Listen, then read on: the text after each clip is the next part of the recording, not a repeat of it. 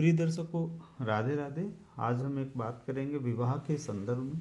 पिछले समय एक सीरीज चलाई थी विवाह कुंडली को बनाने के लिए, लेकिन किसी कारण से रुक गई थी, ब्रेक हो गई थी। पर आज से मैं फिर उसको पुनः शुरू कर रहा हूँ। तो मैं सभी को अपने ज्ञान, समझ, सोच के आधार पर विवाह से संबंधित कुछ बातों को बताने की कोशिश करूँगा। जैसे हमारे पास एक जातिका या जातक की कोई पत्रिका आती है, उसमें कहा जाता है कि इस जातक का विवाह का मुहूर्त निकाल दीजिए या कुंडली मिलान कर दीजिए। हम सभी पंडित जी लोग जो ज्योतिष जानते हैं वो सभी लोग क्या करते हैं, सामने बैठे जातक के अनुसार मुहूर्त दे देते हैं। क्या कहते हैं पंडित जी लोग, क्या करते हैं, पत्रा निकालते हैं, 18 की डेट बढ़िया है, 18 फरवरी बढ़िया है। फिर वो सामने वाला बोलता है कि यार 18 को मेरे पास व्यस्तता है, 20 को, बोले अरे 20 की तो उससे भी अच्छी है। फिर सामने वाला बोलता है यार थोड़ा और आगे देखो, मेरा गेहूँ कटना है, मक्का कटनी, कुछ भी है। तो बोलते 25 फरवरी को भी बहुत अच्छी है। फिर आगे बढ़ते हैं, बोले बसंत पंचमी के दिन तो बहुत ही अच्छा विवाह होता है। बड़ी अजीब बात है, जब पूरी फरवरी में ही विवाह अच्छा हो रहा है तो फिर इन डेट्स की ज़रूरत क्या है। चलिए 20 हो गई, 25 हो गई, यही हाल मार्च में, अप्रैल में आप सभी लोग पत्रे में देखते हैं कि विवाह की संख्या भरमार मची रहती है और उनमें भी भिन्न भिन्न पंचांग में भिन्न भिन्न डेट रहती है। मैं अपने आप से एक सवाल करता हूँ, जब अध्ययन कर रहा था ज्योतिष और अभी भी अध्ययन ही कर रहा हूँ, एक स्टूडेंट हूँ, मैं अपने आप से भी सवाल करता हूँ कि आखिर जब विधि एक है तो तिथि, ये विवाह की डेट सबकी कैसे अलग आ जाती है। पंचांग छापने वालों के पास ये कहाँ से सारा आ जाता है खेल।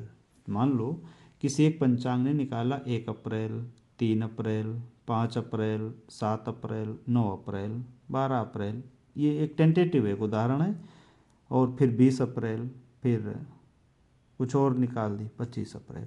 अब जब यही हम दूसरा पंचांग उठाएंगे तो उसमें क्या होगा, 1 भी है, 2 भी है, 4 भी है, ठीक है, 3 उसने काट दी, फिर 6 हो गई, 7 हो गई, उसने 8 भी इंक्लूड कर दी, 9 भी कर दी, 10 भी कर दी, 11 भी कर दी, और फिर हो सकता है 21 कर दे, और फिर हो सकता है 26 कर दे।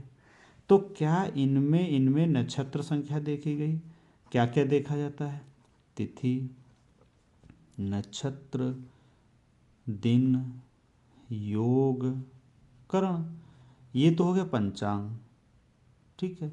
लेकिन इसके बाद वर और वधू की पत्रिका के अनुसार भी तो कुछ देखेंगे, ठीक है। अभी मैं यहाँ कुंडली मिलान की बात नहीं करूँगा, मैं सिर्फ एक सामान्य बात कर रहा हूँ। हम सभी मनुष्य बड़ा सचेत होते जा रहे हैं, विद्वान होते जा रहे हैं, समझदार होते जा रहे हैं। 20,000 से लेके 2, 4, 10, 20 लाख का मोबाइल हाथ में होता है। सॉफ्टवेयर हमें जो एस्ट्रोलॉजी का डाउनलोड किए होते हैं, जैसे ही लड़की लड़का देखने जाते फटाक से ऑनलाइन डाल के और मैच करके बता देते इसके 25 गुण हैं, 20 गुण हैं, 23 गुण हैं। और देखिए समाज में विरोधाभास है। विरोधाभास क्या है, बोले अरे उनकी तो बिना कुंडली मिलाए विवाह हुआ था और बढ़िया चल रहा है। बढ़िया नहीं चल रहा, आप अंदर झांक के नहीं आए, केवल आप बाहर से देख के आए। पहले मैं भी जब छोटा था तो देखता था, एक बहुत बड़ी बिल्डिंग हुआ करती थी, मैं देखता था यार कितना अमीर आदमी होगा, कितना पैसा होगा इसके पास। लेकिन जब बात पता चली ना तो पुश्तैनी थे, और वो उसकी उसकी स्थिति इतनी खराब थी कि वो रिक्शा चलाता था। मतलब केवल देखने मात्र से हम किसी को अंदाज़ा नहीं लगाना चाहिए कि ये बहुत अमीर होगा, ऐसा नहीं। धन अमीरी को दर्शाता है, लेकिन बने हुए भवन के कारण और उसके गेटअप के पहनावा उड़ावे के कारण आप ये मत समझ लीजिए कि बहुत अमीर है, ये बहुत खुश है। अमीरी सब छोड़ दीजिए, ये उनका पति पत्नी वैवाहिक जीवन बहुत प्रसन्नमय, बहुत खुश है, ऐसा नहीं हो सकता है। क्योंकि सभी व्यक्ति के मानक अपने अलग अलग हैं, सभी व्यक्तियों की इच्छाएं अपनी अलग अलग हैं, सभी व्यक्तियों का आचरण अपने अलग अलग हैं, सभी व्यक्तियों का व्यवहार अपना अलग अलग है, सभी व्यक्तियों की अपनी सोच अलग अलग है। पति पत्नी के मानसिक मतभेद कितने हैं, पति पत्नी के शारीरिक मतभेद कितने हैं, पति पत्नी के आर्थिक मतभेद कितने हैं, पति पत्नी के सामाजिक मतभेद कितने हैं, हम ज्योतिषी के पास अगर जाते हैं तो हर ज्योतिषी का ये कर्तव्य है कि जातक और जातिका की पत्री को सही ढंग से देखकर मिलाकर उसको सारी एक लिस्टिंग कर दे कि भाई मेरे अनुसार, ये नहीं कि हम दुनिया के अनुसार कह रहे हैं, मेरे नॉलेज के अनुसार इस जातक या जातिका का इस दूसरे जातक या जातिका से बात बनने के योग कम दिख रहे हैं। यदि उसमें कुछ उचित दिखाई पड़ता है तो उपाय कर ले। क्यों? जब तक विवाह नहीं होता है तब तक अलग बात होती है, और विवाह जब हो जाता है तो बात अलग हो जाती है। ठीक है, इसलिए जो मेरी अपनी समझ है, जो मैंने अपने अनुभव में देखा है, 20 वर्षों के अनुभव में जो मैंने देखा है, वो यही देखा है कि हम जाते हैं पंडित जी के पास और बोलते हैं कि मेरा बेटा एक लड़की को मैंने एक लड़की अपने बेटे के लिए देख ली है और बात भी पक्की हो गई, अब उनकी कुंडली मिला दो। अरे दादा, जब तुमने कुंडली की बात पक्की कर ली है बिना कुंडली मिलाए, तो पंडित जी के पास क्यों गए? कोई मतलब नहीं। अब चलिए, एक बात हो गई, जब आपने ऐसी बालिका के साथ विवाह करने का सोचा जिसको वैवाहिक सुख बदा नहीं है, तो आपके बेटे का भी भविष्य खराब कर देगी, भाग्य खराब कर देगी। अब यहाँ मुहूर्त क्या करेगा? चलिए छोड़ देते हैं।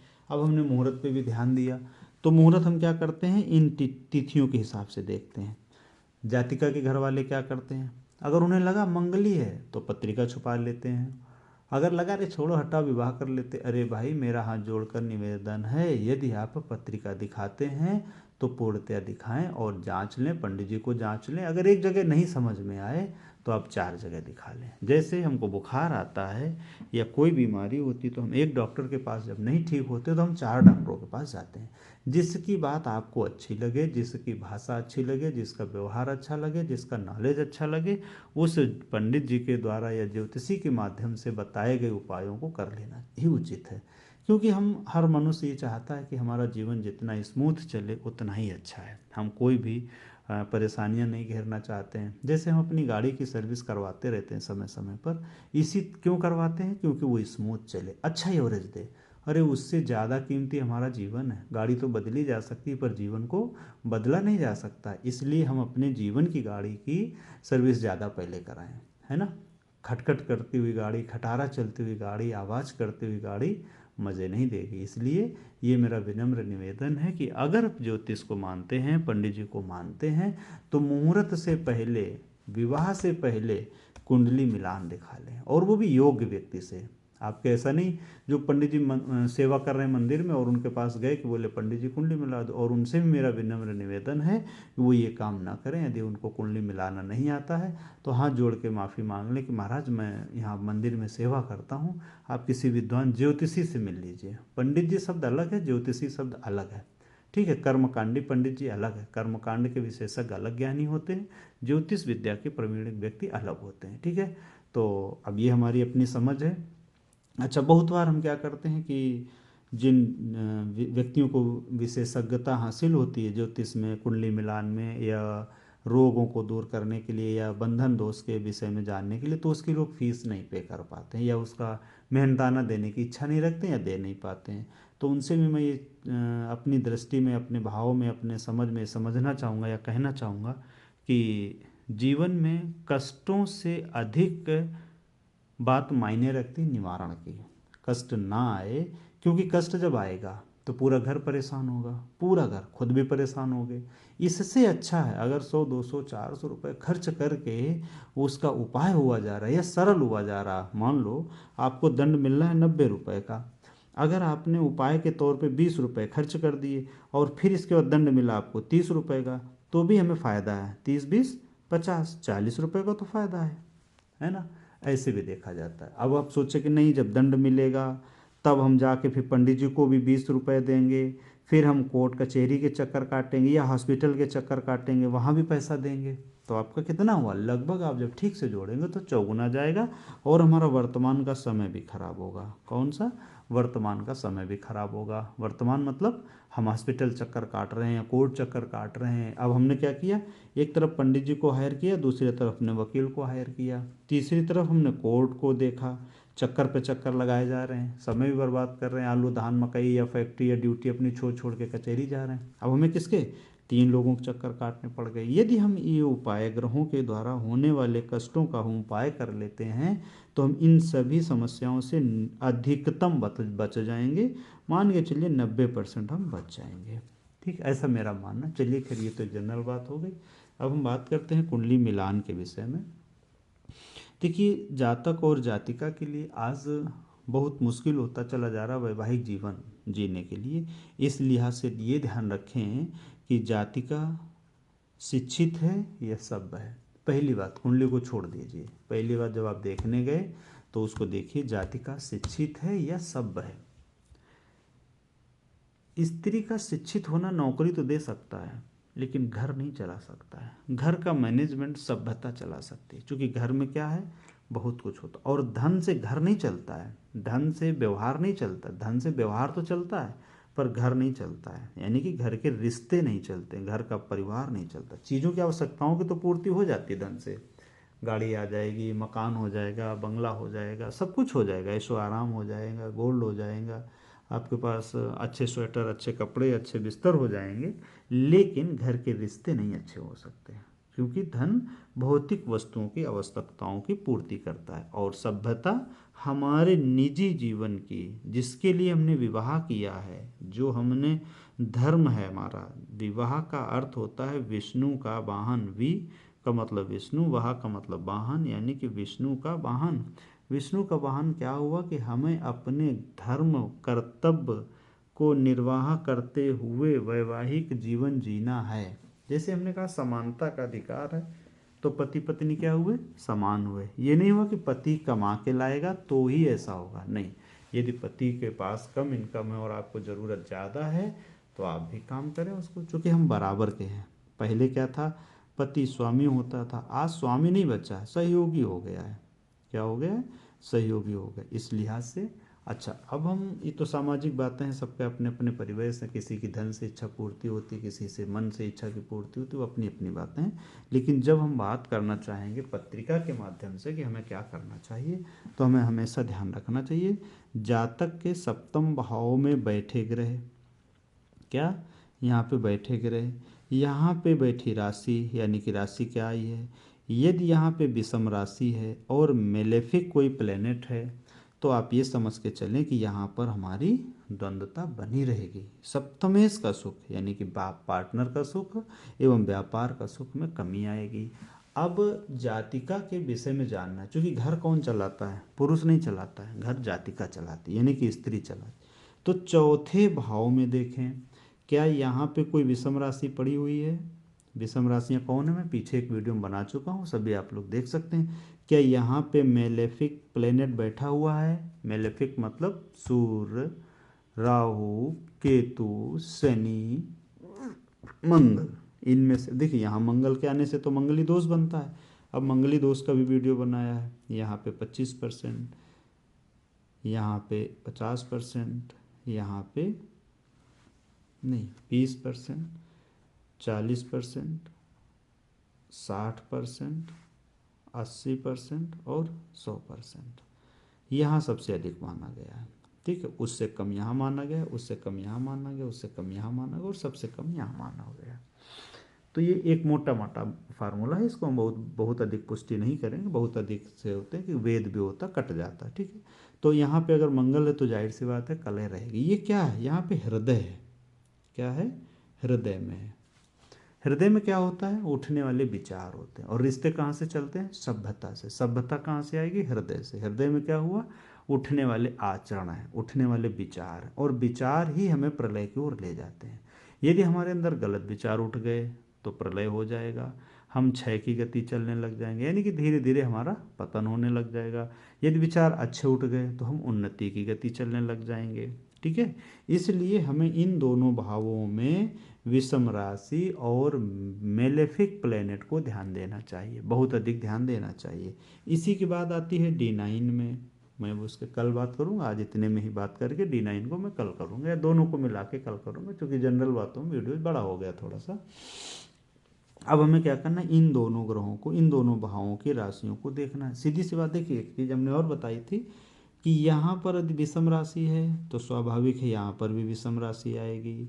यहाँ पर अगर स्थिर राशि है तो स्वाभाविक है यहाँ पर भी स्थिर राशि आएगी, कांस्टेंट, ठीक है। यहाँ पर यदि द्विस्वभाव की राशि है तो यहाँ पर भी द्विस्वभाव की राशि ही आएगी, ठीक है। जैसे अब उदाहरण ले लेते हैं, मान लो द्विस्वभाव की कोई राशि उठाए 3, 3 अंक उठाए हमने, 3 4 5 6 7 8 9, आ गई ना द्विस्वभाव।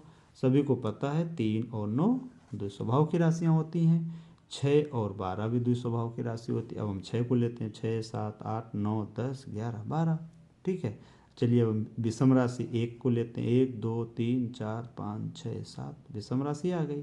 अब हम इससे 2 का उदाहरण दे देते हैं, 2 3 4 5 6 7 8 आ गई, है ना। तो यदि यहाँ पे सम है तो यहाँ पे भी सम आएगी, यहाँ पे भी सम है तो यहाँ पे भी सम आएगी, यहाँ पे द्विस्वभाव है तो यहाँ पर भी द्विस्वभाव राशि ही आएगी, ठीक है, सप्तम भाव में।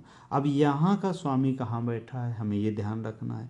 यहाँ का स्वामी यदि विषम राशि में, स्त्री की जातिका की पत्रिका में विषम राशि में यहाँ पर बैठा है तो जाहिर सी बात है वो उसके अंदर उठने वाले विचार अच्छे नहीं होंगे, ठीक है। क्यों?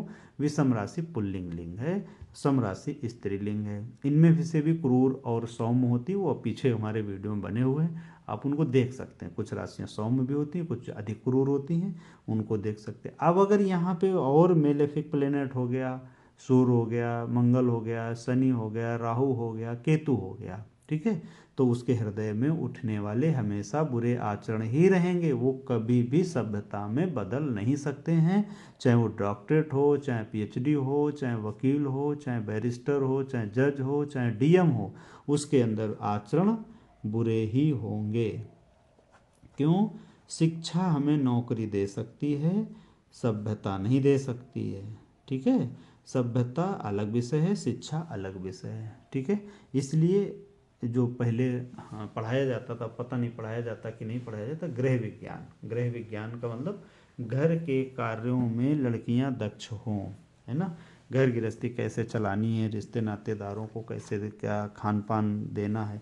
अच्छा, अब क्या है, दूसरी बात, हम मॉडर्न शहर में रहने लग गए, अपार्टमेंट में रहने लग गए। तो अपार्टमेंट का ही मतलब होता है अलगाववादी निवास स्थान, तो वहाँ पे कोई देखता नहीं। देखिए, सभ्यता देखने से भी आती है, सुनने से भी आती है, जानने से भी आती है, करने से भी आती है। तो हम जैसे किसी घर में किसी के आचरण को देख रहे हैं तो हम लोग भी वो कॉपी कर लेते हैं। किसी के घर में किसी के सभ्यता को, व्यवहार को देख रहे हैं तो हम भी कॉपी कर लेते हैं। कब करेंगे? कब? जब यहाँ पे अच्छे ग्रह होंगे, सौम्यता होगी। सौम्यता कौन देता है? हृदय से ही हमारे विचार उत्पन्न होते हैं, मन से ही विचार हमारे उत्पन्न होते हैं। जैसे किसी के घर हम जाते हैं तो घर जाने से पहले ही कोई व्यक्ति उसके घर मिल जाता है, आवभगत करता है, स्वागत करता है। उनके घर में कितना भी युद्ध हुआ हो, कितनी भी लड़ाई हुई, लेकिन आपको जाहिर नहीं होने देते हैं, ठीक है। आपको साथ चाय नाश्ता अच्छा व्यवहार मिला तो आपने उतनी देर के लिए कॉपी कर ली। अब आपके घर यदि कोई आया तो आपने भी वैसे ही कर दिया।